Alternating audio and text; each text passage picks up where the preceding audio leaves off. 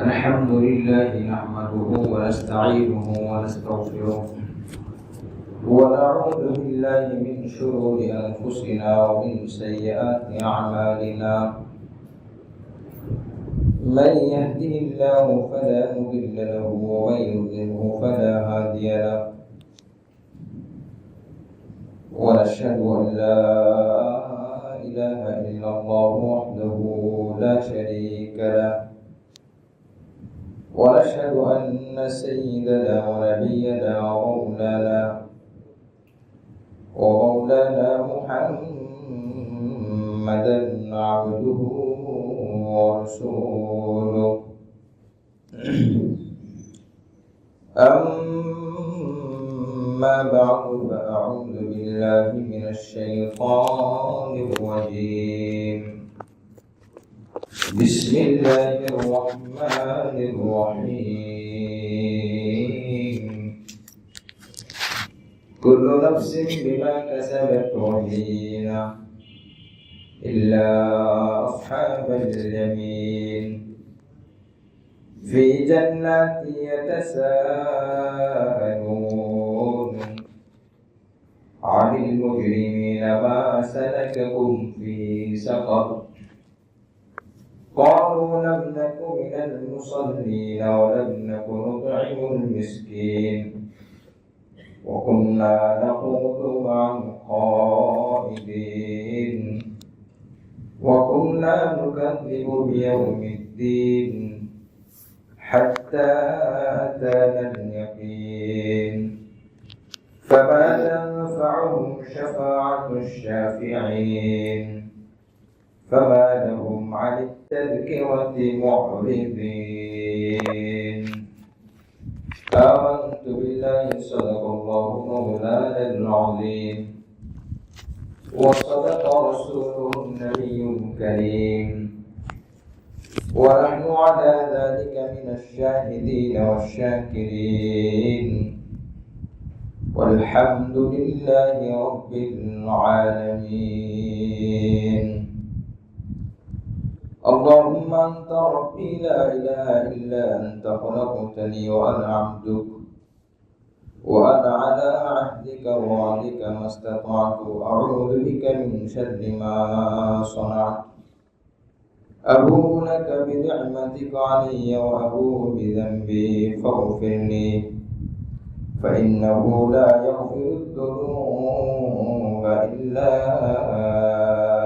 أنت يقدر الشرك اللهم صل على محمد وعلى آل محمد كما صليت على إبراهيم وعلى آل إبراهيم إنك حميد مجيد اللهم بارك على محمد وعلى آل محمد كما باركت على إبراهيم وعلى آل إبراهيم إنك حميد مجيد معزز সম্মানিত মুসল্লিয়ান কিরাম আজ 1446 হিজরি মুহররম মাসের 19 তারিখ 1424 সালের 26 জুলাই মহান রব্বুল আলামিন আমাদেরকে জুমার নামাজ আদায় করার জন্য তার ঘরে আসা কোরআন সুন্নাহ থেকে কিছু কথা শোনার জন্য তৌফিক দান করেছেন শুকরিয়া আদায় করে আলহামদুলিল্লাহ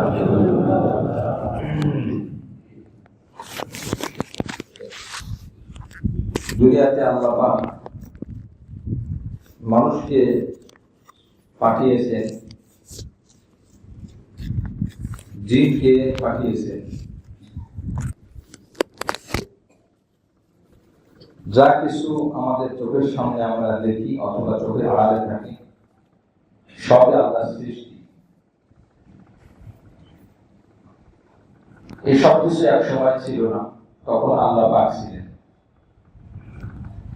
আবার এগুলো এক সময় ধ্বংস হয়ে যাবে, দুনিয়ায় থাকবে না, দুনিয়াও থাকবে না, তখনও আল্লাহ পাক থাকবেন। তার মানে আল্লাহ পাকের শুরু নাই, শেষও নাই। দুনিয়ার জীবনে মানুষের শুরু আছে, শেষ আছে।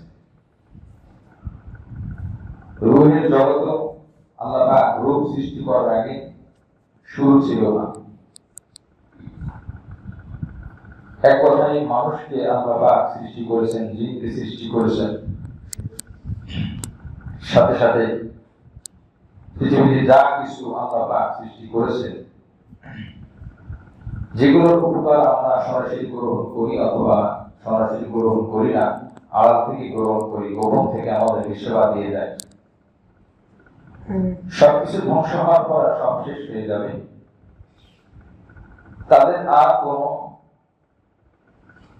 ভালো মন্দের বিচার নাই। কিন্তু এই মানুষ এবং জিন, আল্লাহ পাক কোরআনে বলেন সূরা যারিয়াতের মধ্যে, আমি মানব এবং জিন জাতিকে সৃষ্টি করেছি ইবাদতের জন্য, আমার হুকুম পালন করার জন্য, অর্থাৎ আমি তাকে হিসাব নেব। আমরা যদি খেয়াল করি,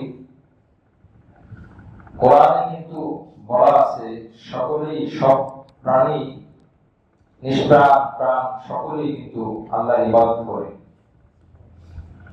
সবকিছুকে আল্লাহ সৃষ্টি করেছে, গাছকেও আল্লাহ সৃষ্টি করেছে, গরু ছাগলকেও আল্লাহ পাক সৃষ্টি করেছে, সবাই আল্লাহর ইবাদত করে। মানুষকেও আল্লাহ সৃষ্টি করেছেন আল্লাহর ইবাদত করার জন্য। কিন্তু কোরআনে আল্লাহ পাক বর্ণনা করেছেন, আমি মানুষ এবং জিনকে শুধুমাত্র আমার ইবাদতের জন্য সৃষ্টি করেছি। অন্য মাখলুকের ব্যাপারে এইভাবে বলেন। এর অর্থ কি? অন্য মাখলুক ইবাদত করে, যদি ত্রুটি করেও থাকে তার কোনো হিসাব হবে না। জিন এবং মানুষ যদি ইবাদত করে, আল্লাহর হুকুম মানে, আর মানার ক্ষেত্রে কোনো ত্রুটি থাকে তো তার হিসাব হবে। এই জন্য কোরআনের কথা কোথাও বলা হয় না যে সব মানুষ, সব মাখলুককে আমি আমার ইবাদতের জন্য সৃষ্টি করেছি, তারা এমনি করে। কিন্তু জিন এবং মানুষকে, মানুষের ব্যাপারে আল্লাহ পাক বলেছেন তাদেরকে আমি আমার ইবাদতের জন্যই সৃষ্টি করেছি। মানুষ এবং জিন ছাড়া অন্য কিছু দুই ধর্ম, এক আল্লাহর ইবাদত করা, দুই মানুষ এবং জিনের সেবা করা। আর মানুষ এবং জিন মূলত আল্লাহ পাকের গোলামি করা। সে যদি কোনো সামাজিক কাজ করে, মানুষের কোনো উপকার করে, সেক্ষেত্রে আল্লাহ পাকের হুকুম নিহিত আছে, আল্লাহ পাকের হুকুম অগ্রগামী। এই জন্য আল্লাহ পাক কোরআনে হাদিসে, আল্লাহ নবী হাদিসে সাল্লাল্লাহু আলাইহি ওয়াসাল্লাম অসংখ্যবার বলেছেন, জান্নাত এবং জাহান্নাম এগুলো বানানো হয়েছে মানুষ এবং জিনের জন্য। কারণ আল্লাহ পাক বলেছেন আমি তাদের হিসাব নিব। যার ফলাফল ঘোষণা হয়, যার হিসাব করা হয়, তার পুরস্কার বা তিরস্কার তাকে দেওয়া হয়। অন্যান্য মাখলুকের কোনো পুরস্কার তিরস্কার নেই। প্রত্যেকটি মাখলুক সার্বক্ষণিক আল্লাহ পাকের গোলামি, আল্লাহ পাকের জিকিরে নিমজ্জিত। বিন্দু পরিমাণ তাদের নেকি সওয়াব নাই। আর পরকালে তাদের কোনো জান্নাত আছে, আর ইবাদত না করলে জান্নাত জাহান্নাম আছে। এই জন্য যে মানুষকে আল্লাহ পাক পাঠালেন, সৃষ্টি করলেন, মানুষের চাওয়া ছাড়া জিন জাতিকে আল্লাহ পাক সৃষ্টি করলেন। সর্বপ্রথম জিনকে আল্লাহ পাক পাঠালেন দুনিয়ায়, তারা আল্লাহর হুকুম ছেড়ে দিল, আল্লাহর হুকুম অমান্য করলো, গণহারে তারা আল্লাহ পাকের শিরকে লিপ্ত হলো, বিশৃঙ্খলা ভরে ফেলল দুনিয়া। আল্লাহ পাক ফেরেশতাদেরকে আদেশ দিলেন, যাদেরকে যেখানে পাও সেখানে তাদেরকে সমূলে ধ্বংস করো। ফেরেশতা জিবরিল আলাইহিস সালাম গায়বান, উনি পাহাড় থেকে আওয়াজ শুনতে পেল, যে পাহাড়ের ভিতর থেকে কোনো আওয়াজ আসছে, জিকিরের আওয়াজ। তো কাছে গিয়ে দেখে সে একজন জিন, চোখের বড় পরিমাণ আল্লাহর জিকির তার মুখ থেকে বের হয় না এমন হয় না, সর্বক্ষণই তার মুখ থেকে আল্লাহ পাকের জিকির বের হয়, ইবাদত বের হচ্ছে। আল্লাহ পাককে বলে, আল্লাহ এত ইবাদত করে একজন আপনার বান্দা জিন, আমি কিভাবে ধ্বংস করব? আপনার নাম যে জবাব দিয়ে নিচ্ছে এই অবস্থায় তাকে ধ্বংস করবো কিভাবে? লম্বা ঘটনা। আল্লাহ পাক বললেন তাকে আমার কাছে নিয়ে আসো, মানে তোমাদের কাছে ফেরেশতাদের দরবারে আসমানে নিয়ে আসো। তাকে আসমানে তুলে নেওয়া হলো। সেখানে তো পর্যাপ্ত পরিমাণের ইবাদত গোলামি, প্রথম আসমান, দ্বিতীয় আসমান, তৃতীয় আসমান, সব জায়গায় তার ইবাদত আছে।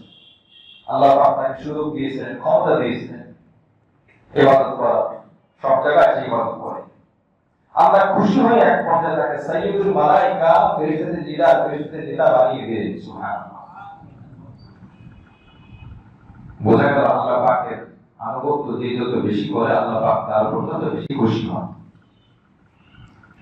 একজন জিন এবং মানুষ, এর মধ্যে মানুষ দাবি, জিন থেকে মানুষ দাবি। তো জিন যদি ইবাদত করে দুনিয়াতে আসমানে চলে যায় এবং ফেরেশতাদের সম্মানিত একজন ব্যক্তি হয় আর ফেরেশতাদের নেতা হয়ে যায়, এই মানুষ কেন হবে না? সূরা বানী ইসরাঈল আল্লাহ পাক বলেন এই কথাই, যারা আমার প্রকৃত বান্দা হবে, আমার ইবাদত, আমার গোলামি ঠিকভাবে করবে, আমি আল্লাহ তাদেরকে জমিনে যা আছে, আসমানে যা আছে, মানে যা কিছু আছে সব থেকে দামি বানিয়ে দেব। সুবহানাল্লাহ।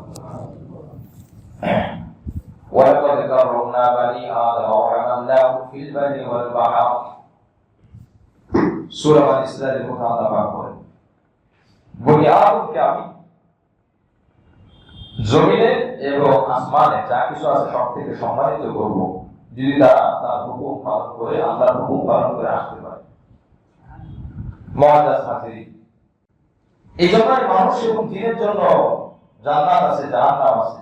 আমি যে আয়াত আজকে তেলাওয়াত করেছি সূরা মুদাসসিরের খুব গুরুত্বপূর্ণ কিছু আয়াত, সূরা মুদাসসিরের 38 নম্বর আয়াত। আল্লাহ পাক বলেন, কুল্লু নাফসিন বিমা কাসাবাত রহিনা।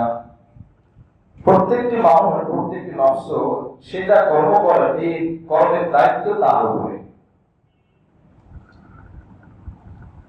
তার উপরে, অর্থাৎ আমি আল্লাহ পাক তার থেকে হিসাব নেব। ইল্লা আসহাবাল ইয়ামিন, তবে যারা ডাকপন্থী হবে, অর্থাৎ আল্লাহ পাকের হুকুম মেনে দুনিয়া থেকে আসবে, আল্লাহ পাকের ইবাদত সঠিকভাবে যারা করে আসবে তারা ছাড়া। তো এখানে আল্লাহ পাক মানুষদের কথা বললেন যে মানুষ, আমি আল্লাহ তোমাদের জন্য জান্নাত বানিয়েছি, জাহান্নাম বানিয়েছি। তোমার কর্ম ভালো হলে আমি খুশি হয়ে তোমাকে জান্নাত দিব, আর তোমার কর্ম খারাপ হলে আমি তোমার উপর অসন্তুষ্ট থাকবো, ফলাফল তোমার জন্য জাহান্নাম।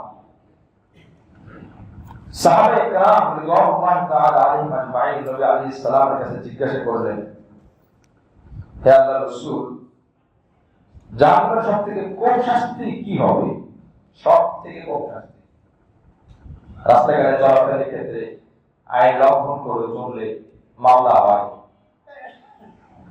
আইন লঙ্ঘন করার কারণে অপরাধ বোধ তার মধ্যে কাজ করে, তখন সে বলে সব থেকে ছোট জরিমানা করেন স্যার, আমাকে বাঁচান, আমি গরিব মানুষ, সব থেকে ছোট, বলে ছোট কথা 500 টাকা। কথাটা কেমন যেন আল্লাহ পাকের প্রিয় নবীর কাছে সাহাবায়ে কেরাম জিজ্ঞাসা করলেন সব থেকে কম শাস্তি কি হবে? রাসূল কারীম সাল্লাল্লাহু আলাইহি ওয়াসাল্লাম বুখারী শরীফের মধ্যে বলেন, 562 নম্বর হাদিস, ইন্না ওয়া আহলিন নার আযাবান ইয়াওমাল কিয়ামাহ রাজুলুন আলা আখমাসি গাদাবাই জাওরাতান ইয়াবনি মিনহুমা দিমাগুহু কামা ইয়াবলিল মিরজাউ ওয়াল কুমকুম। রাসূল কারীম সাল্লাল্লাহু আলাইহি ওয়াসাল্লাম বলেন, জাহান্নামের মধ্যে সবথেকে কম শাস্তি কি হবে? একজন জাহান্নামীকে 2 ফিতাওয়ালা একটা জুতা পরিধান করানো হবে, 2টি ফিতা মাত্র, পায়ের উপর অংশ 2টি ফিতা দিয়ে ঢেকে রাখা হয়, পুরো ঢেকে রাখা হয়, শু, জুতা, স্যান্ডেল, এরকম ওগুলোতে বেশিরভাগ অংশ ঢাকা থাকে, 2টা অংশ থাকবে, হজ উমরা করার সময় যারা হাদিসা পরে দুইটা অংশ এর থেকে আরো ছোট। রাসূল বলেন বুখারী শরীফের মধ্যে আসছে এই স্যান্ডেলটাকে ধরিয়ে দেওয়া হবে, আর কিচ্ছু না। শরীরে একটু আঘাত করা হবে না, শরীরে কোনো আঘাত করা হবে না, কিছুই করা হবে না, শুধুমাত্র দুটি স্যান্ডেল ধরিয়ে দেওয়া হবে। সব থেকে কম শাস্তি। রাসূল বলেন ইয়াবনি মিনহুমা দিমাগুহু কামা ইয়াবলিল মিরজাল ওয়াল কুমকুম। এই দুই পিতার স্যান্ডেল জাহান্নামের স্যান্ডেল হবে, এত শাস্তি হবে, এত গরম হবে। আল্লাহ রাসূল বলেন দুই ফিতার তাপ এত বেশি হবে, এত গরম হবে, পায়ের নিচ থেকে ভেদ করে পা দিয়ে উঠে, শরীর দিয়ে উঠে, মাথার মধ্যে মগজটাকে, এই মগজগুলো ফুটন্ত পানির মতো টকবক করতে থাকবে। জরুরি নাউজুবিল্লাহ। খুব সাধারণ মনে হচ্ছে আমাদের কাছে, জাহান্নামের কথা শুনে নাউজুবিল্লাহ বলতে হয়। আল্লাহ পাক এই মুহূর্তে এই নাউজুবিল্লাহ আপনার আমার জন্য কবুল হয়ে যায়, তাদের ওসিলায় এসে আল্লাহ পাক কবুল করে। সুবহানাল্লাহ। জান্নাতের ছোট্ট একটি নিয়ামত দুনিয়ার সামনে পেশ করলে দুনিয়ার সবকিছু আমাদের পড়ে যাবে, এগুলো কিছুই না। জাহান্নামের বালুকণা পরিমাণ শাস্তি দুনিয়ার সামনে পেশ করলে দুনিয়া পুড়ে কয়লা হয়ে যাবে, ছারখার হয়ে যাবে, খুঁজেও পাওয়া যায় দুনিয়া। এর নাম জাহান্নাম। যদি কারোর বুঝে একদম নাই আসে, রাবেয়া বস্তির মতো মোমবাতি আগুন জ্বালিয়ে আঙ্গুলটি ঢুকিয়ে দাও, এই সহ্য করতে পারে কিনা। যদি কাউকে বলা হয় তোমাকে 1 লক্ষ টাকা দেবো, তোমার একটা আঙ্গুল তুমি নিজ হাতে নিজে নিজে সজ্ঞানে বুঝে শুনে কোন মেডিসিন প্রয়োগ করে না, আগুন দিয়ে জ্বালাও, সহ্য করো, পুরো একটা আঙ্গুল, আর কিছু না, 1 কোটি টাকা দেওয়া হবে। সুস্থ মানুষ কখনো যাবে না, 1 কোটি টাকা দিলেও একটা বাড়ি দেওয়া হবে একটা আঙ্গুল। এটা আঙ্গুল কাটলে অত ব্যথা লাগে না, ভাঙলে অত ব্যথা লাগে না, আগুন দিয়ে পড়ে যেতে ব্যথা লাগে। দুনিয়াতে যত কিছুর মাধ্যমে যত জিনিস ধ্বংস করা হয়, সব থেকে মারাত্মক হলো আগুন। সব থেকে মারাত্মক আগুন। একজন মানুষের অ্যাক্সিডেন্টে হাত ভেঙে যায়, জোড়া লাগানো যায়, জোড়া লেগে যায়, পা ভেঙে গেছে। ওদের এক ডাক্তার ভাই বললেন হাঁটু থেকে নিয়ে পা পর্যন্ত এক জায়গা, হাঁটু থেকে নিয়ে পায়ের গোড়ালি পর্যন্ত এত জায়গায় একজনের অ্যাক্সিডেন্টে 27 টুকরা হয়েছে, 27 টুকরা। যাই হোক 2 থেকে 2.5 বছর চিকিৎসা করা হয়েছে, সুস্থ হয়েছে, হাঁটতে পারে এখন। 27 টুকরা এতটুকু জায়গায় কোন হসপিটালে চিকিৎসা করা হয়েছে। আমার এক মামা আছে, ড্রাইভার ছিলেন, 2 থেকে 3 বছর যাবত চিকিৎসা, পা হাঁটু থেকে পা পর্যন্ত লম্বা সময় তো জোড়া লাগছে। কিন্তু আগুন এমন জিনিস, তখন এমন হয় জোড়া লাগানো দূরের কথা, ডাক্তার বলে তার ওই অঙ্গটা কেটে ফেলতে হবে। একটা ছোট বাচ্চা, রমজান মাসে ঘটনা, ছোট বাচ্চা 2 হাত পুড়ে গেছে, অল্প অংশ উপরে অংশ, ডাক্তার বলছে তার 2 হাত ডানা থেকে কেটে ফেলতে হবে। যদি না কাটা হয় পছন্দ করবে, শরীরে আঘাত করবে, মারা যাবে। শুধু হাতে আগুন লাগছে, উপরের অংশ হাঁটিও পড়ে যায়, গোশত পোড়া পড়ে যায়, ভিতর থেকে পছন্দ হয়। এটা নাম হলো আগুন। এটা দুনিয়ার আগুন না জাহান্নামের আগুন? দুনিয়ার আগুন। যে জাহান্নামের আগুন দুনিয়ার থেকে 70 গুণ বেশি হবে। মুআজ্জাজ হাজিরিন, জাহান্নাম সম্পর্কে আমাদের আমি আমার বিষয় বলছি, আমাদের ধারণা একেবারে নাই বললেই চলে। যদি কাউকে বলা হয় এই অপরাধ করলে তোমাকে আগুনে পোড়ানো হবে, অবশ্যই সে করবে না। যদি বলা হয় আল্লাহ যদি বলতে বান্দা যদি তুমি নামাজ ছেড়ে দাও, 1 ওয়াক্ত নামাজ ছাড়বা, তোমার শরীরের 1 ইঞ্চি জায়গায় আমি দুনিয়ার আগুন দিয়ে পুড়িয়ে দিব। কোন মানুষ ভয়ে নামাজ ছাড়তো না, এখন নামাজ ছেড়ে দেয় বিভিন্ন অজুহাতে, বিভিন্ন অলসতায়, না বুঝে, জাহান্নামের ভয় নাই। মনে রাখতে হবে আমরা যারা আল্লাহর হুকুম মানি না, যে যাই বলি বাস্তবে আল্লাহর ভয়, জাহান্নামের ভয় নাই। না মানে সে এই কাজ করে কেন? যারা ইবাদত ছেড়ে দিচ্ছি ওই জাহান্নামের আলোচনা। এই জন্য কোরআন শরীফ হাতে নিয়ে, হাদিস শরীফ হাতে নিয়ে, বিভিন্ন বই পুস্তক হাতে নিয়ে এত গবেষণার কোনো দরকার নাই। আপনি যদি জাহান্নাম থেকে বেঁচে যান, আপনি চির সফল। আপনি যদি জান্নাত দিতে পারেন, আপনি চির সফল। আল্লাহ কোরআনে বলছেন বেশি বেশি জান্নাতের আলোচনা পড়া, বেশি বেশি জাহান্নামের আলোচনা পড়া, তখন ভয় তৈরি হবে মানুষের দিলের মধ্যে। আজ গবেষণা করতে করতে 7 আসমানের উপরে উঠে গেছে, গবেষণা করতে করতে 7 তল জমির নিচে চলে গেছে, গবেষণা করতে করতে মসজিদে ঝগড়াও লাগে সুন্নাত মুস্তাহাব নিয়ে। আশ্চর্য! একজন মানুষ নামাজের বহু পদ্ধতি থাকতে পারে, সুন্নাতের মধ্যে মতানৈক্য থাকতে পারে। বলেন তো, সুন্নাত নিয়ে মতানৈক্য একজন করেছে বা সুন্নাত একজনের কাছে একটা ভালো লাগে, আরেকজনের কাছে একটা ভালো লাগে, ভিন্ন কথা। আমার কাছে আপনারটা ভালো লাগে নাই, আপনার কাছে আমারটা ভালো লাগে নাই, হতেই পারে। এটা কি বেশি অপরাধ, নাকি একজন মানুষ বাইরে নামাজ পড়ে না ওইটা বেশি অপরাধ? কোনটা বেশি অপরাধ? কেন আমরা অভিযোগ করি হুজুর নামাজ এভাবে কেন পড়ে, এভাবে কেন পড়ে না?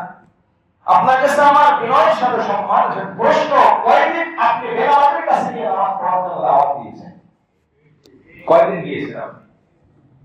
আশ্চর্য বিষয়। শয়তান বিদুরিয়া মুসলমানের মধ্যে মতানৈক্য লাগিয়ে দিয়েছে সুন্নাত নিয়ে। সর্বোচ্চ সুন্নাত আর মুস্তাহাব, অনুরোধ করে এই সমস্ত কথা বলবেন না। আপনার আমার ভাই, আপনার পড়শি জাহান্নামের আগুনে জ্বলছে, মিথ্যা কথা বলতেছে। কেন আপনি কয়দিন আপনি বাধা দিয়েছেন, কয়দিন আমি বাধা দিয়েছি, কয়দিন আমি নামাজের কথা বলেছি? খুব দুঃখ, খুব কষ্ট, প্রচন্ড অভিযোগ, খুব রাগের সাথে এসে বলে আপনারা তো জানেন না সবাই এরকম অবস্থা, এরকম করে কেন এরকম করে? হুজুররা বোঝে না, মসজিদরা বোঝে না। আপনি বলেন তাকে তাড়াতাড়ি এভাবে নামাজ পড়ে। এতটুকু বলতে পারি, সে তো ভাই নামাজ তো পড়ে, সে তো মসজিদে তো আসে, মসজিদে না আসলে বাসায় গেলেও নামাজ তো পড়ে। বলেন তো, জুমা মসজিদে বাদ দিলে 5 ওয়াক্ত নামাজ বাংলাদেশের জরুরি সরকার কয়জন মানুষ নামাজ পড়ে? 30% লোক খুঁজে পাওয়া যাবে নামাজে? 30% খুঁজে পাওয়া যাবে না। আপনি কয় পার্সেন্টের কাছে নামাজের দাওয়াত দিয়েছেন? আপনি সুন্নাত আর মুস্তাহাব নিয়ে দাওয়াত করছেন আর ফিতনা সৃষ্টি করেন। যেগুলো আছে, কিছু হলেও আছে, এটা নিয়ে আপনি টেনশন করার কোনো দরকার নাই। যেটা একদমই নাই, ওইটা নিয়ে একটু ফিকির করেন।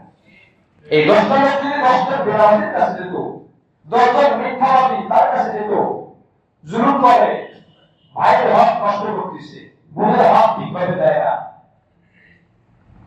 আছে না বহুত এরকম? বোন অনেক সময় হক নেয় না, ভয়ে না, ভাইয়ের আসলে বলে দিতে চায় মাসালা যদি মনে আসছে আমরা একটু মনে রাখবো।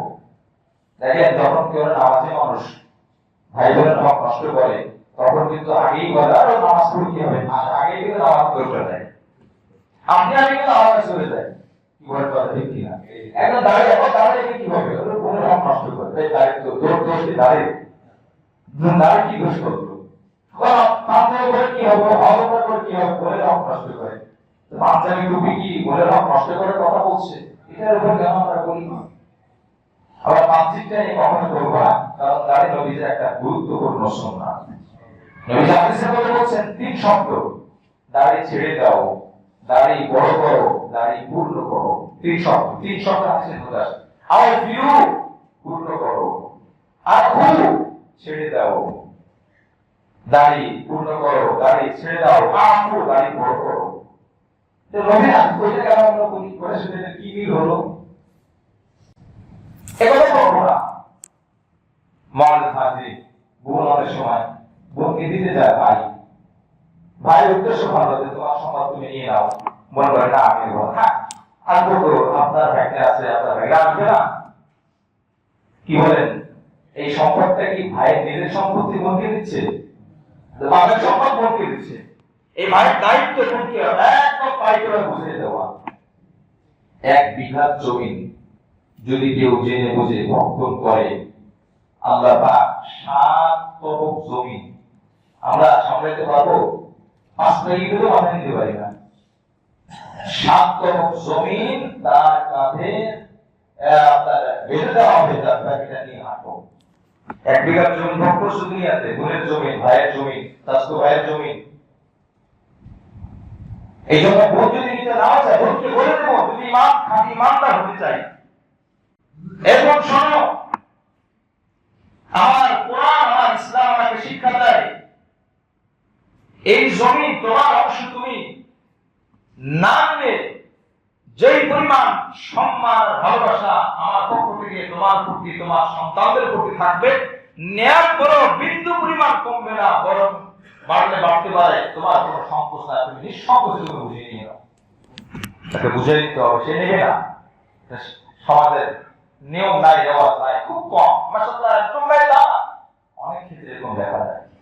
এই জন্য আমাদের হাজির খুব সতর্ক থাকা, খুব সচেতন থাকা, বুঝাই দেওয়া, বুঝাই দেওয়া।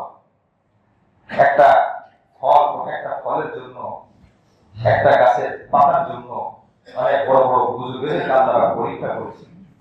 একজন ব্যক্তি নদীর পাশ দিয়ে যাচ্ছিল, একটা ফল ভিজে আসতেছে, খেয়ে ফেললেন। খেয়ে ফেলার পর চিন্তা করো, ভাই আমি ফলটি খারাপ, কার ফল খেলাম, কার ফল খেয়েছি, আমি তো ওর মতো নিই নাই।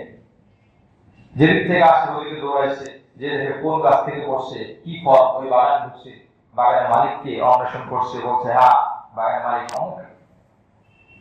এখন ফল খেয়েছে, এটা তো গাছ থেকে এমনি পড়ছে, পানি দিয়ে চলে যাচ্ছে। বলছে আমি আপনার কাছে মাপ চেয়ে আসি। বলে কি জন্য? বলে আপনি একটা ফল খেয়েছি, কোথেকে গিয়েছে? নদীর পাড় দিয়ে যাচ্ছিলাম, স্রোতে ভেসে যাচ্ছে, ওই ফলটা খেয়েছে, আমার মনে হলো ফলটা তো আমার না, মালিককে খুঁজলাম, দূরে এসে দেখলাম এই বাগান, এই বাগানের মালিক আপনি, আপনার কাছে মাপ চাই। লোকটিও সুযোগ বুঝে বললো মাফ করতে পারে, শর্ত আছে, 12 বছর আমার খেদমত করতে হবে, আমার চাকর থাকতে হবে, আমার বাড়ির কাজ করতে হবে তোমার। সে বলে একটা ফলের জন্য 12 বছর? বলে হ্যাঁ, না মাফ করবো না। তখন বলছে ঠিক আছে, তাও ওরা দিয়েছি, 12 বছর হলে একদিন তো শেষ হবে, কিন্তু পরকালে গেলে তো হিসাব শেষ হবে না, আপনি মাফ না করলে তো আল্লাহ মাফ করবেন না। 12 বছর সেবা করার পরে বলতেছে আমার একটা মেয়ে আছে, বিবাহ করতে হবে, মেয়েটার একটা সমস্যা, চোখে দেখে না হলে মাফ করবো। মেয়ের আর একটা সমস্যা, এই মেয়েটা কারো তেমন একটা শোনে না, মেয়ের পায়েও সমস্যা, এতগুলো সমস্যা, বিবাহ করতে হবে, নাহলে মাফ করবেন না। বলে না, মাফ করবো না। যাই হোক, বিবাহ করছে, ওই ভয় তার মধ্যে, জাহান্নামের ভয়, মাফ করছে। বিবাহ করে দেখে চোখও ঠিক আছে, কানও ঠিক আছে, পাও ঠিক আছে। শ্বশুরকে যে বলতেছে আপনি মিথ্যা কথা বলতেছেন, বলে আমি মিথ্যা কথা বলি নাই। কেন? বলে দেখো আমার মেয়ে অন্ধ এর দ্বারা অভ্যস্ত হলো, আমার মেয়ে জন্ম থেকে নিয়ে এত পর্দার সাথে থাকে, পরপুরুষের দিকে সে তাকায় না, ইচ্ছা করে সে পরপুরুষের দিকে তাকায় না, বাহির দিয়ে বের হয় না। তাহলে আমি এই জন্যই বলবো যে আমার মেয়ে অন্ধ। সুবহানাল্লাহ, ওই জামানার কথা, এখন তো এটা হিসাব করলে আমরা বুঝবো না। প্রয়োজনে বের হওয়া যায় সেটা ভিন্ন কথা, প্রয়োজনে দেখা যাবে সেটা ভিন্ন কথা। আমরা একটা ঘটনা শুনলে পুরা এটাকে এলোমেলো করে ফেলবো না, বুঝবো বিষয়গুলো। এটা কে?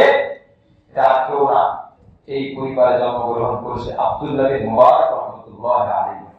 আব্দুল্লাহ বিন মুবারককে ইমাম বুখারীর উস্তাদের উস্তাদ। সুবহানাল্লাহ, ইমাম বুখারী হাদিস অধ্যয়ন করেছেন যে সমস্ত শিক্ষক থেকে, তার মধ্যে একজন হলো এই আপনার এই ব্যক্তি, যে ব্যক্তি আপনার যার নাম আব্দুল্লাহ বিন মুবারক, তার দাদা শিক্ষক, শিক্ষকের শিক্ষক। এই আব্দুল্লাহ বিন মুবারক এই পরিবারে জন্মগ্রহণ করেছেন। মুআদ্দিস হাজির, যে কথা বলতেছিলাম, আল্লাহ পাক রব্বুল আলামিন বান্দা পাকের সব হিসাব নেবেন, সবকিছু হিসাব দিবে আল্লাহ পাকের কাছে হিসাব দিতে হবে।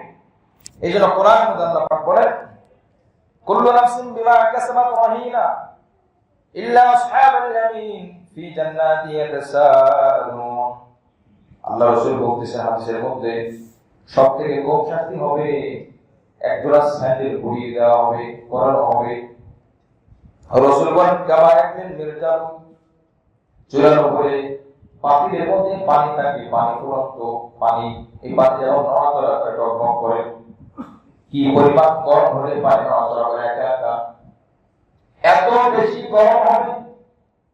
এই মগস্ত পানি না, গরমের তেজস্ব আর তাপের কারণে এই মগজ টকবক করতে থাকবে, লাফালাফি করতে থাকবে। এই পরিমাণ এই স্যান্ডেলের মধ্যে তাপ, আর জাহান্নামের এই স্যান্ডেলের মধ্যে এত শক্তি হবে, একজোড়া স্যান্ডেলের শাস্তি, এটা হলো সব থেকে কম শাস্তি, সব থেকে কম শাস্তি। এবার চিন্তা করো, যারা আরো বেশি শাস্তি দেওয়া হবে তার কি অবস্থা হবে। তো বলতেছিলাম, আগুন দুনিয়াতে এমন জিনিস একদম পুড়িয়ে দেয়। কারোর টাকা ছিঁড়ে গেছে, টেপ দিয়ে লাগানো যায়। কারোর কোনো জিনিস ভেঙে গেছে, আঠা দিয়ে লাগানো যায়। কিন্তু ওই টাকাটা যদি আগুনে পুড়ে যায়, আর কিছু করা যাবে না। এখন আমার বলার উদ্দেশ্য হলো, জাহান্নামে তো এত শাস্তির কথা থাকতে শুধু আগুনের কথা কেন বললো? আল্লাহ পাক বুঝতে চাইলেন, বান্দা আগুনের সাথে তোমার সম্পর্ক অনেক বেশি, সেখান থেকে শিক্ষা নাও। বান ইউনিটে গিয়ে মাঝে মধ্যে দেখবে তোমার ঈমান বেড়ে যাবে। একজন মানুষ কি পরিমাণ, ছোট ছোট বাচ্চা, নাবালিক বাচ্চা, বিদ্যুতে গ্যাসের কারণে গরম পানি পড়ে গিয়ে কি পরিমাণ তার শরীরে জ্বলে গিয়েছে। চিকিৎসার কারণে একবার যাওয়ার সুযোগ পেয়েছে, অবস্থা দেখে আপনার মাথা ঘুরে যাবে। এটা যদি দুনিয়ায় সাধারণ আগুন হয়, সাধারণ এরকম চিকিৎসা, সেই জাহান্নামের মধ্যে আল্লাহ পাক আগুন রেখেছেন। কোরআনের মধ্যে আল্লাহ পাক এই আগুনের কথা 102 বার উল্লেখ করেছেন, জাহান্নামের কথা। এজন্য বলতেছিলাম, বেশি বেশি জান্নাতের আয়াতগুলো যখন কেউ পড়ে আর জাহান্নামের আয়াতগুলো যখন পড়ে, তখন তার ভিতরে ভয় কাজ করে, তখন তার মধ্যে জান্নাতের আশা আর লোভ কাজ করে।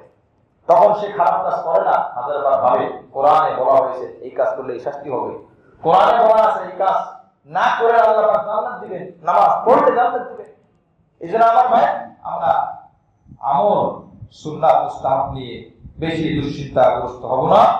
বেশি দুশ্চিন্তাগ্রস্ত হয়ে যে একদমই আমল করতেছে না, সেদিকে খুব খেয়াল করবো।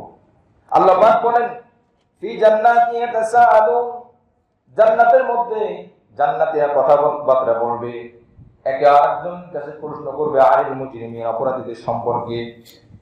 ওরা কেন জাহান্নামে গেল? মা সারাকুম ফি সাকার, কি কারণে তোমাদেরকে সাকার নামক জাহান্নামে নিয়ে গেল? আমরা তো একসাথে চলাফেরা করতাম, আমরা তোমাদেরকে ভালোই মনে করতাম, তোমাদের আচরণ ভালো ছিল, তোমাদের কথা সুন্দর ছিল, কেন তোমরা জাহান্নামে গেলে?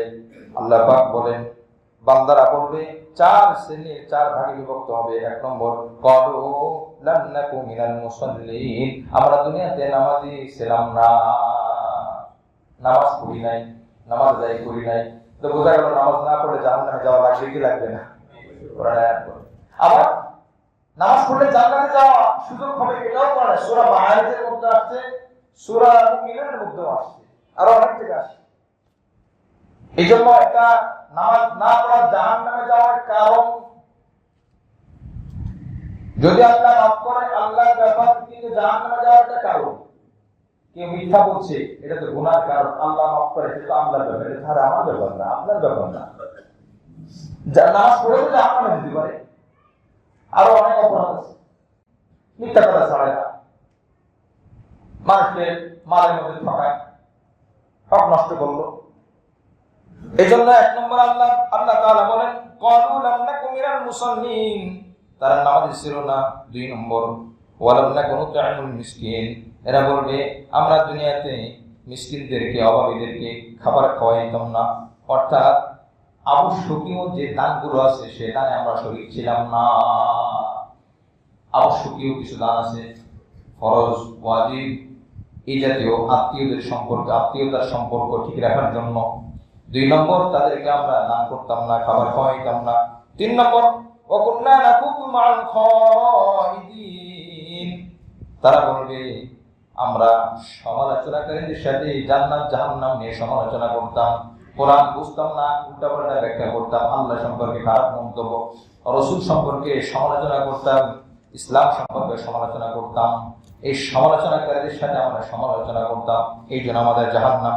4 নম্বর, ওয়াকুন্না নুকাদ্দিবু বিয়াউমিদ্দিন, আমরা কিয়ামত দিবসকে অবিশ্বাস করতাম। জোরে বলে নাউযুবিল্লাহ। 4টা দোষ থেকে আল্লাহ আমাদেরকে হেফাজত করে না। কোরআনে হাত্তা তার ইয়াকিন, অপরাধগুলো করতে করতে এক পর্যায়ে আমাদের সামনে মৃত্যু চলে আসলো। ফামা তানফাহুম শাফাআতুশ শাফিঈন, আল্লাহ পাক বলেন তাদের কোন সুপারিশকারীর সুপারিশ সেখানে কোনো কাজে আসবে না।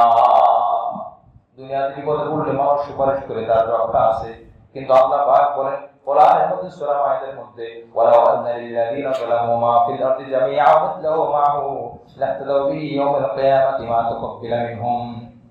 আল্লাহ পাকের কাছে বান্দা বলবে, আল্লাহ আমরা বিপদে পড়ে গেছি, দুনিয়াতে আমার অনেক সম্পদ ছিল, আমার অনেক টাকা পয়সা ছিল, এই টাকাগুলো নিয়ে মেহেরবানি করে আমাকে আপনি মুক্তি দেন।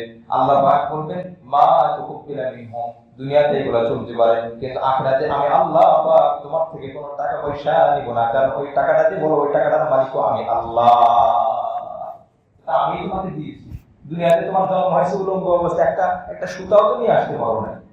আবার যখন দুনিয়া থেকে বিদায় হয়েছে তোমার হাতের ঘড়িটা পর্যন্ত খুলে রাখা হয়েছে, চশমাটা পর্যন্ত খুলে রাখা হয়েছে, তোমার শরীরে গেঞ্জিটা পর্যন্ত খুলে রাখা হয়, 3 টুকরা কাপড়, তুমি পুরুষ তুমি মহিলা 5 টুকরা কাপড় দিয়ে বিদায় দেওয়া হয়েছে। এটা হলো তোমার অবস্থা। মুআজ্জিজ হাজিরিন, এজন্য আল্লাহ পাক বলেন ফামান তানফাউহুম শাফাআতুশ শাফিঈন, আমাকে ওখানে আমাকে বাঁচাই দিবে, আমাকে ওখানে আমার আব্বা রক্ষা করবে, আমার শিক্ষক আমার উস্তাদ আমাকে বাঁচিয়ে দিবে, না না না, এই আশা করে আমলগুলো ছেড়ে দেওয়া কখনোই সুস্থ মানুষের, বিবেকবান মানুষের কাজ হতে পারে না। মুআজ্জিজ হাজিরিন, এজন্য আল্লাহ পাকের হুকুম আমরা পরিপূর্ণ মানার চেষ্টা করবো রাজি আছি ইনশাআল্লাহ। আল্লাহর ঘরে এসে আমরা ইবাদত করি, আগেও বলেছি আল্লাহর ঘরে এসে আমরা ইবাদত করার কিছু আদব মাঝে মাঝে আলোচনা দরকার। যখন আলোচনা থাকে তখন আমাদের জানা থাকে, বিভিন্ন জায়গায় অফিসে যাবে, বিভিন্ন জায়গায় যাবে, তখন দেখবে বিভিন্ন নিয়ম লেখা থাকে, যে নিয়মগুলো লেখা থাকে কি জন্য, এই নিয়মগুলো লেখা দেখে যেন সবাই সতর্ক হয়। এই জন্য সব নিয়ম তো আর পুরো মসজিদে লেখা সম্ভব না, এই সব জায়গায় লেখা থাকলে পরে তো নামাজও হবে না, নামাজের মধ্যে নিয়মের দিক তাকিয়ে পড়বে ভুলে, যখন দেখা যাবে নামাজ নষ্ট হয়ে যাবে। এই জন্য কিছু বিষয় আছে যেগুলো আমরা খেয়াল করে চলবো। তার মধ্যে একটা হলো যে আমরা পরিষ্কার পরিচ্ছন্ন, অন্তত দুর্গন্ধ যেন না হয়। দেখেন ইসলামে ছেঁড়া কাপড় অপছন্দ করে না, পুরান কাপড় অপছন্দ করে না, কম দামি কাপড় অপছন্দ করে না, কিন্তু অপরিষ্কারকে অপছন্দ করে, অপরিচ্ছন্ন যেন না হয়। আমার জামা এক টুকরা অসুবিধা নাই, কিন্তু পবিত্র হতে হবে, পরিষ্কার হতে হবে। এই জন্য আমি যেন কোনো কারোর কষ্টের কারণ না হই, এই জন্য মুসলিম শরীফের মধ্যে আসছে আল্লাহ রাসূল সাল্লাল্লাহু আলাইহি ওয়াসাল্লাম বলছেন যে শুধু মানুষ না, ফেরেশতাদেরও এই নাক আছে ঘ্রাণ নেওয়ার, দুর্গন্ধ নেওয়ার। যদি কোনো মানুষের থেকে এরকম খারাপ দুর্গন্ধ বের হয়, এটা দ্বারা ফেরেশতারাও ফাইনাল মালাইকা তাতাআদ্দা মিম্মা তাআদ্দা মিনহু বানু আদম, মানুষ যে কারণে কষ্ট পায় ফেরেশতারাও ওই কারণে কষ্ট পায়। এই জন্য আমরা মিসওয়াক, রাসূল করিম সাল্লাল্লাহু আলাইহি ওয়াসাল্লাম মিসওয়াকের কথা এই জন্য বলছেন, বুখারী শরীফের মধ্যে 887 নম্বর হাদিস, আল্লাহ রাসূল বলেন যদি আমার উম্মতের উপরে মিসওয়াক করা ওয়াজিব হওয়ার আশঙ্কা না থাকতো, তাহলে আমি বলতাম প্রত্যেক নামাজের পরে যেন মিসওয়াক করে, নামাজের আগে, প্রত্যেক নামাজের আগে যেন মিসওয়াক করে। কিন্তু আমি যদি প্রত্যেক ওয়াক্ত করি আর বলি, তাহলে আল্লাহ ওয়াজিব করে দিবেন, তখন মানুষের পক্ষে কষ্ট হবে। এর দ্বারা উদ্দেশ্য হলো যে মিসওয়াকের গুরুত্ব, পরিষ্কার মুখ পরিষ্কার করা, কুলি করা। আমি যখন একজন সম্মানিত ব্যক্তির সাথে, আমার স্যারের সাথে কথা বলতে যাবো, তখন একটু জামাটা ভাঁজ ঠিক আছে কিনা, মুখটা পরিষ্কার আছে কিনা, মুখে ময়লা আছে কিনা, আমার মাথার চুল ঠিক আছে কিনা, এটা যখন আমি দেখি কোরআনের মধ্যে আসছে মসজিদের সৌন্দর্য রক্ষা করে আসো, কেন আমি আল্লাহর ঘরে, আল্লাহ তো সকলের বস, কি বলে কথা ঠিক কিনা, আল্লাহ তো আমার সৃষ্টিকর্তা, দুনিয়ার কেউ আমাকে সৃষ্টি করে নাই, বাপ মা আমাকে সৃষ্টি করেনি, জন্ম দিয়েছে, আমার মালিক আমাকে টাকা দেয়, বেতন দেয়, কাজ করে দেয়, কাজ করে দিবে না, সুতরাং সে ফ্রি দেয় না, কিন্তু আমার আল্লাহ তো আমাকে ফ্রি দিচ্ছে, অক্সিজেন ফ্রি দিচ্ছে, চোখের শক্তি ফ্রি দিচ্ছে। ডাক্তারের কাছে গেলে একটা ওষুধ লিখে দেবে, 500 টাকা বেশি দিতে হবে, একটা ইনজেকশন পুশ করাবে, ইনজেকশনটা আমার, ওই সিরিজটাও আমার টাকা দিয়ে কেনা, কিন্তু একজন নার্স পুশ করে তার জন্য তাকে 100 টাকা দিতে হবে। তো আল্লাহ পাক তো সব কিছু ফ্রি দিচ্ছে, বান্দা তোমার চোখে চশমা লাগে না, আমি তোমাকে ফ্রি দিয়ে দিচ্ছি, শক্তি ভিতর থেকে অটোমেটিক সঞ্চয় হবে। এই জন্য মুআজ্জিজ হাজিরিন, আমরা মসজিদে যখন আসবো পরিষ্কার পরিচ্ছন্ন হয়ে আসবো। মসজিদের মধ্যে কি আমল করব? রাসূল করিম সাল্লাল্লাহু আলাইহি ওয়াসাল্লাম বলেন কুল্লু কালামিন ফিল মাসজিদ লাকুন ইল্লা আল কুরআন ওয়া যিকরুল্লাহ। আল্লাহর কানজুল আমাল হাদিসের নাম, হাদিসের কিতাব, এই কিতাবের মধ্যে আসছে মসজিদের মধ্যে যাই বলা হয় সেটা লাগবে কোরআন এবং জিকির করা, ধর্মীয় আলোচনা করা, এই দিকে খেয়াল করে ইবাদত করা। এবং সাথে সাথে ইবাদতের ক্ষেত্রে আরেকটা জিনিস খুবই গুরুত্বপূর্ণ, রাসূল করিম সাল্লাল্লাহু আলাইহি ওয়াসাল্লাম আবু দাউদ শরীফের মধ্যে বর্ণনা করেন যে ইতিকাফরত অবস্থায় কিছু লোক জোরে কোরআন শরীফ পড়তেছিল, তখন নবী আলাইহিস সালাম বললেন পর্দা ফাঁকা করলেন, পর্দাটা নিয়ে ইতিকাফ করলেন। নবী আলাইহিস সালাম পর্দা সরিয়ে আলা ইন্না কুল্লাকুম মুনাজিন রাব্বাহু ফালা ইউজিয়ান্না বা'দুকুম বা'দান, শোনো তোমরা জোরে জোরে কোরআন পড়ছো, আমি নবী বলে দিলাম তোমাদের রব কিন্তু শুনতে পায়, আস্তে বললে শুনতে পায়, সুতরাং জোরে কোরআন শরীফ পড়ে অন্যকে কষ্ট দিও না। এখন কি সুবহানাল্লাহ বলবেন, নাউজুবিল্লাহ বলবেন, কত মানে অবাক করার বিষয় না? একদিকে কোরআন আর একদিকে বলা আছে কষ্ট না দিও না। নাউজুবিল্লাহ বলে তো কোরআনের দিকে বিরুদ্ধে চলে যায়, বা সুবহানাল্লাহ বলা যাচ্ছে না, কোন দিকে যাবে? কোরআন শরীফ পড়তেছে, নবী বলে কষ্ট দিও না। কথা বলে কষ্ট, কোরআন শরীফ পড়লে কি কষ্ট হয়? হ্যাঁ, হতে পারে। আরেকজন নিরিবিলি ইবাদত করতেছে, তো তার ইবাদতে বাধা হতে পারে। এই জন্য আস্তে আওয়াজে, যদি কোনো মসজিদে কেউ না থাকে, জোরে পড়ি, কারো ডিস্টার্ব হচ্ছে না, জোরে পড়ি, কারো আমলের ক্ষতি হচ্ছে না, অসুবিধা নেই। সম্মিলিত যখন আমল হয়, যেমন মসজিদে অনেক সময় সম্মিলিত ইবাদত হয়, আলোচনা হয়, তাফসীর হয়, হাদিসের আলোচনা হয়, এটা তো ভিন্ন কথা। সম্মিলিত ইবাদত, তখন সম্মিলিত ইবাদতে যোগ দেওয়া, এটাও আমরা মাথায় রাখবো। সম্মিলিত ইবাদতে যোগ দেওয়া ব্যক্তিগত আমল থেকেও দাবি হক বয়ান যখন করা হয়। যাই হোক, আল্লাহ রাসূল সাল্লাল্লাহু আলাইহি ওয়াসাল্লাম এই বিষয়গুলো খুব গুরুত্ব দিয়েছেন। এরপরে আরেকটি বিষয় হলো যে মসজিদে যখন আমরা আসবো তখন কোন পদ্ধতি অবলম্বন করে আসবো। রাসূল কারীম সাল্লাল্লাহু আলাইহি ওয়াসাল্লাম আবু দাউদ শরীফের 347 নম্বর হাদিসের মধ্যে বলেন, যে ব্যক্তি গোসল করবে জুমার দিন ভালোভাবে এবং আমাসামি মিন তাইবি ইমরাতিহি ইন কান লাহা ওয়া লাবিসা মিন সালিহি থিয়াবিহি, সুন্দর পোশাক পরবে, আতর থাকলে লাগাবে সুন্দর আতর, এবং সে মসজিদের মধ্যে সে কাউকে কষ্ট দিয়ে সামনের দিকে যাবে না। ওয়ালাম ইয়াতাখাত্তা রিকাবান নাসি ওয়ালাম ইয়ালগু ইনদাল মাওইজাতি, এবং বয়ান যখন চলবে তখন সে কাউকে বিরক্ত করবে না, খুব ধ্যানের সাথে শুনতে থাকবে। কানাত কাফারাতান লিমা বাইনাহুমা, আল্লাহ রাসূল বলেন এই কাজগুলো যখন করলো তখন এর দ্বারা পিছনের জুমা থেকে এই জুমা পর্যন্ত যত আমল, যদি কোনো গুনাহ হয়ে থাকে আল্লাহ পাক গুনাহগুলো মাফ করে দিবেন। সুবহানাল্লাহ। এরপর রাসূল বলেন ওমান লাগা, যে ও ভুল কাজ করলো, কথাকত্তা রিকাবান নাস, এবং মানুষকে কষ্ট দিয়ে সামনের দিকে আসলো, কানাত লাহু যুহরান, তাহলে সে কেমন যেন যোহরের নামাজ আদায় করলো। যোহরের নামাজ আদায় করলে আগের জুমা থেকে যোহর পর্যন্ত কোনো গুনাহ মাফের কোনো কথা আছে? আমাদের শরীফের হাদিস। এদের খুব খেয়াল করব। কি বলে এই আমলগুলো কি আমাদের জন্য না? যারা নামাজ, যারা কথার কথা, যাদের নামাজ পড়া যারা বিধর্মী, তাদের নামাজ ফরজ না, তাদের জন্য না। তিরমিজি শরীফের মধ্যে আসছে, মান তাকাত্তা রিকাবান নাস ইয়াউমাল জুমআতি ইত্তাকাদা জিসরান ইলা জাহান্নাম। তিরমিজি শরীফের 513 নম্বর হাদিস। যে ব্যক্তি মানুষের কষ্ট দিয়ে সামনের দিকে গেল, বিশেষ করে জুমার দিন তো অনেক লোক হয়, ইত্তাকাদা জিসরান ইলা জাহান্নাম, সে কেমন যেন জাহান্নামে যাওয়ার একটা পুল তৈরি করবে। নাউযুবিল্লাহ। কত ভয়ানক বিষয়, কত ভয়ানক বিষয়। আল্লাহ পাক যেন আমাদেরকে বুঝাও আমল করার তৌফিক দান করেন। হযরত ওমর রাদিয়াল্লাহু তাআলা আনহু কথা বলার ক্ষেত্রে খুব গুরুত্ব দিয়েছেন। যখন ক্বাদ উমর, মুয়াত্তা মালিক 274 নম্বর হাদিস, ক্বাদ উমর ইয়াকতুবু আনসাতনা, আমরা মাঝে মধ্যে দুই একটা কথা বলতাম যাতে করে কারো ডিস্টার্ব না হয়। যখন ওমর রাদিয়াল্লাহু আনহু খুতবা দিতেন তখন আমাদের কথা বলা বন্ধ হয়ে যেত। ফাখরুজুল ইমাম ইয়াকতুস সালাত, ইমাম যখন বের হয় তখন কোনো নামাজ পড়া যাবে না। ওয়া কালামুহু ইয়াকতুল কালাম, আর ইমাম যখন কথা বলে তখন কোনো কথা বলা যাবে না। তার মানে ইমাম খুতবার জন্য দাঁড়ালো, তখন নামাজ পড়া ঠিক হবে না। এখানে অনেক মতামত দেখা যায়, যে অনেকে বলেন যে আব্দুল্লাহ ইবনে মাসউদ থেকে, দেখেন আব্দুল্লাহ ইবনে মাসউদ রাদিয়াল্লাহু আনহু এসে বসে পড়েছেন এবং বলছেন দাঁড়াও নামাজ পড়ো, এই কথা বলছেন নবী। কিন্তু হাদিস কি একটা আছে? হাদিস কি একটার উপর আমরা বারটা ছেড়ে দেবো আমরা, না সব হাদিস মানবো? কি বল, আগে সিদ্ধান্ত নিতে। যদি বলেন না আমি একটা আমার সব করে ছেড়ে দেবো, তাহলে কথা বলবো। আর যদি বলেন না পুরো হাদিস কোরআন সুন্নাহর আলোকে ইসলামের সঠিক বিধান মানবো, তাহলে কথা আছে। কোরআন সুন্নাহর আলোকে আমরা বিধান মানতে রাজি আছি ইনশাআল্লাহ। যে কোন এক ভদ্রলোক, আমি দোষর জন্য বলছি না, বাস্তবতা, বেশ কিছুদিন আগে দেখা গেল জুমার দিন সামনে এসে উনি আরবি খুতবা হচ্ছে। জুমার খুতবা এটা কিন্তু নামাজের অংশ, মনে রাখবো। জুমার খুতবা নামাজের অংশ।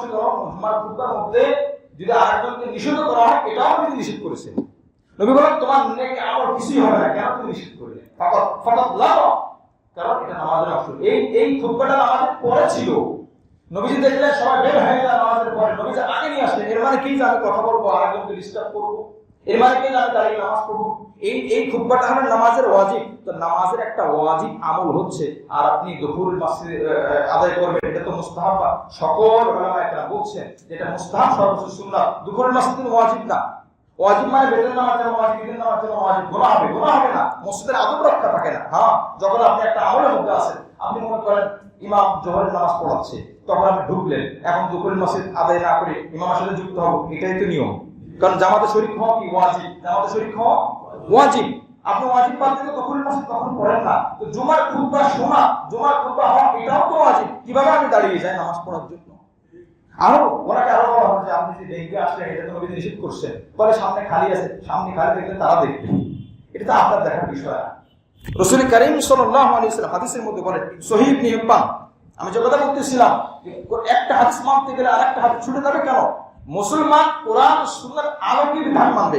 কোরআন সুন্নাহর আলোকে বিধান মানার অর্থ হলো কোন হাদিস শুনবে না, আর একটা হাদিস মানলাম আর একটা উপেক্ষা করলাম, কেমন যেন আমি আমার মন চাই একটা আমল করলাম। এবার আসেন সহিহ ইবনে হিব্বান হাদিস নম্বর হাদিসের মাজমুউল জাওয়ায়েদ 2 নম্বর খণ্ড 184 পৃষ্ঠা, হাদিস নম্বর 2014 সহিহ ইবনে হিব্বানের মধ্যে আছে। সহিহ ইবনে হিব্বান একটা হাদিসের কিতাব, এই কিতাবটা প্রায় 22 খণ্ড, আমার কাছে আছে 30,000 টাকা দাম। মুআজ্জিজ হাজির এই কিতাবের মধ্যে আসছে আলী ইবনে ওমর থেকে قال ইবনে ওমর রাদিয়াল্লাহু আনহু বলেন সামিউতু নবী সাল্লাল্লাহু আলাইহি ওয়াসাল্লাম, নবী সাল্লাল্লাহু আলাইহি ওয়াসাল্লাম থেকে শুনেছি, ইদা দাখালা আহাদুকুমুল মাসজিদা, যখন তোমাদের কেউ মসজিদে আসে, ওয়াল ইমাম ইয়াখতুবু, আর ইমাম খুতবা দিচ্ছে, আলাল মিম্বারে বসে, ফালা সালাতা, কোন নামাজ নাই, ওয়ালা কালামা, কোন কথা নাই, হাত্তা ফারগাল ইমাম, যতক্ষণ ইমাম নামাজ থেকে ফারিগ না হয়। এখন আপনি বলেন যে আব্দুল্লাহ ইবনে মাসউদ ওই হাদিস তো আমার জানা আছে, এটা ব্যাখ্যা আছে, এখানে সময় নাই এটা বলতে পারতেছি না, সময় লাগলে ইনশাআল্লাহ আমি জুমায় বলবো। এটা ব্যাখ্যা আছে, আপনি ব্যাখ্যা জেনে আমল করবেন, কোরআন শোনার লোকে আমল করা। হ্যাঁ, যদি আপনার সুযোগ থাকে, খুতবা হচ্ছে না, আপনার মনে চাচ্ছে আপনি পড়েন, সেটা ভিন্ন কথা। মুআজ্জিজ হাজিরিন, এই জন্য যখনই কোনো বাড়াবাড়ি হয়, যখনই কোনো সাহায্য হয়, তখন আমরা সাধারণভাবে কথা বলতে পারি না, খুব কষ্ট লাগে। কারণ পড়ালেখা করেছি আপনাদেরকে সঠিক কিছু বলার জন্য, তখন আপনি বেশি বলেন, আপনি এসে বলেন, আমরা বুঝি দেখি আপনারটা মানা যায় কিনা, তাহলে আপনারটাই মানবো। কারণ আমরা কোনো ব্যক্তি মানি না, আমরা কোরআন সুন্নাহ আর ইসলাম মানে কি বলবো, ঠিক আল্লাহ আমাদের সকলকে সহিহ বুঝ দান করেন, আমিন।